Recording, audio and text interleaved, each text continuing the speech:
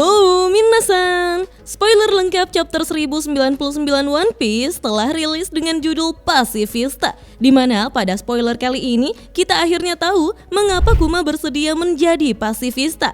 Alasannya tak lain dan tak bukan hanyalah untuk menyelamatkan Bonnie. Ironisnya karena nama pasifista ini justru disebutkan oleh Kuma sendiri dan menginspirasi Vegapunk. Tapi sebelum saya lanjut, jangan lupa like, komen, dan subscribe ya. Oh ya, siapa tahu ada yang ingin berdonasi, silakan klik link Saweria yang ada di deskripsi ya minasan.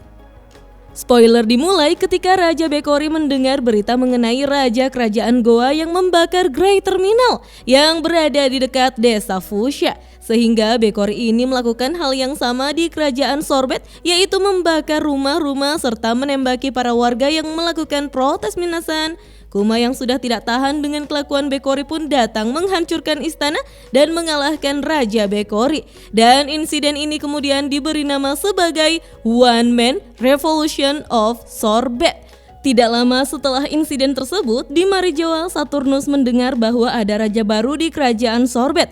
Ternyata Kuma menjadi raja Sorbet yang baru atas permintaan para warga, tetapi Kuma masih tetap tinggal di gereja. Namun yang sebenarnya menjalankan kerajaan Sorbet adalah Raja Bulldog yang merupakan raja dari 2 generasi yang lalu. Tiba-tiba Bonnie memakan Toshinomi secara tidak sengaja. Namun kita tidak diperlihatkan kapan dan mengapa Bonnie memakan buah iblis tersebut. Di saat Bonnie berubah menjadi bentuk dewasanya, semua orang terkejut karena mereka menganggap jika itu adalah Jinny. Raja Bulldog pun membawa ibunya yang bernama Connie agar bisa melihat transformasi Bonnie dari kecil menjadi dewasa. Raja Bulldog membawa kabar buruk kepada Kuma jika Bekori yang telah berhasil melarikan diri kini kembali dibackingi oleh pemerintah dunia.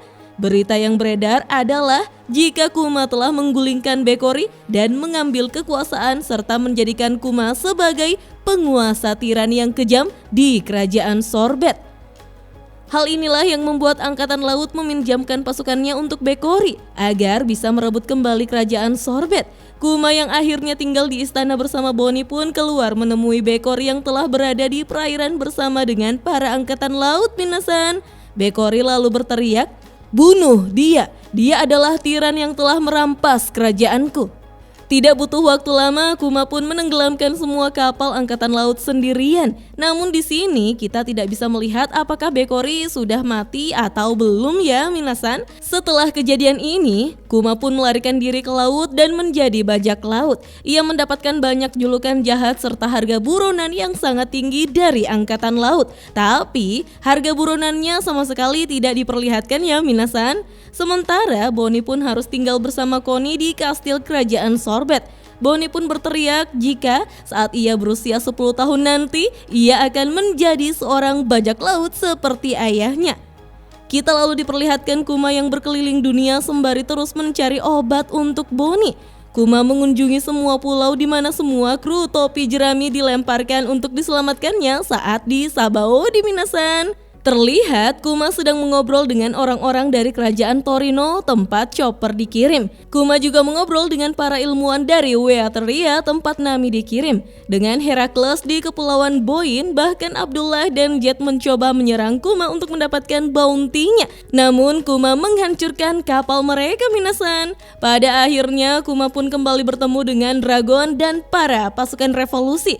Dragon mengatakan kepada Kuma bahwa Ivankov dan Inazuma telah ditangkap dan dikirim ke Impel Down. Sedangkan Kuma telah menjadi tiran dan sekarang Kuma menjadi bajak laut. Kemudian Belobeti bertanya kepada Kuma jika ia ingin menjadi pasukan komandan darat timur, namun Dragon tidak memberikannya, kecuali Kuma sendiri yang mengizinkannya. Mendengar itu, Kuma pun mengizinkan Belobeti mengambil posisinya sebagai komandan angkatan darat timur. Dragon lalu mengatakan kepada Kuma mengenai Vegapunk jika pada dasarnya Vegapunk sulit ditemukan di Panghazard. Namun sebuah ledakan mengerikan terjadi dan itu dibuat oleh Caesar Clone, sehingga Vegapunk memindahkan laboratoriumnya ke Egghead. Dan inilah kesempatan Kuma agar bisa bertemu dengan Vegapunk. Kuma pun berterima kasih kepada Dragon, lalu mengatakan jika Bonnie telah sembuh, Kuma ingin kembali ke pasukan revolusi dan bertarung untuk Dragon. Dengan santainya, Dragon mengatakan bahwa serahkan saja nasib pada hembusan angin, kawan. Panel lalu berpindah di mana Bonnie terlihat sedang belajar bertarung. Ia bahkan bisa mengalahkan orang dewasa dalam bentuk anak-anaknya.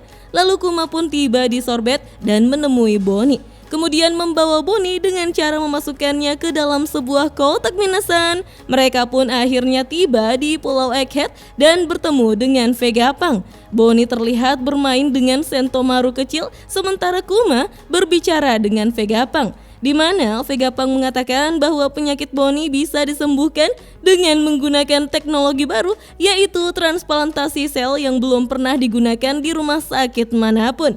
Namun biayanya sangatlah tinggi, sama seperti pembuatan cyborg. Di saat Vegapunk mengambil sampel darah Kuma, ia sangat terkejut mengetahui jika Kuma adalah seorang bajak laut. Sehingga Vegapunk pun bertanya, mengapa Kuma datang untuk menemui salah satu bagian dari pemerintahan seperti Vegapunk? Kuma pun menjawabnya jika ia mempercayai Dragon. Kemudian Kuma bertanya, apa perbedaan darahnya dengan darah manusia?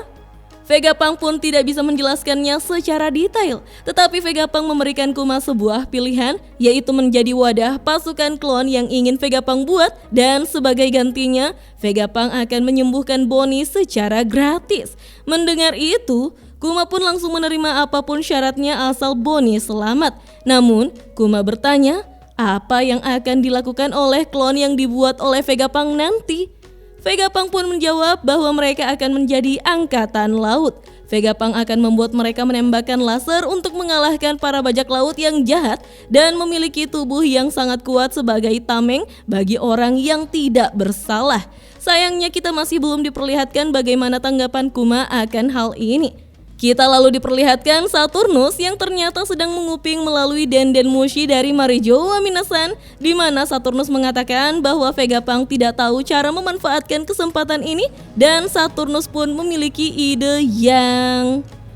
Kembali ke Pulau Egghead, di mana Kuma mengatakan bahwa awalnya ia berencana menerima syarat apapun meskipun Vegapunk pernah menjadi iblis.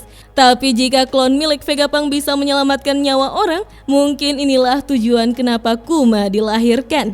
Mendengar itu, Vegapunk pun memuji Kuma dengan berkata, "Kau benar-benar suci." Kemudian Kuma menjawab, "Tidak, aku hanyalah seorang pasifista." Nah, kata pasifista dalam bahasa Jepang adalah pecinta perdamaian atau pejuang perdamaian minasan. Mendengar itu, Vegapunk pun menyukai kata tersebut dan ingin menggunakannya sebagai nama dalam proyek bersama Kuma, yaitu pasifista.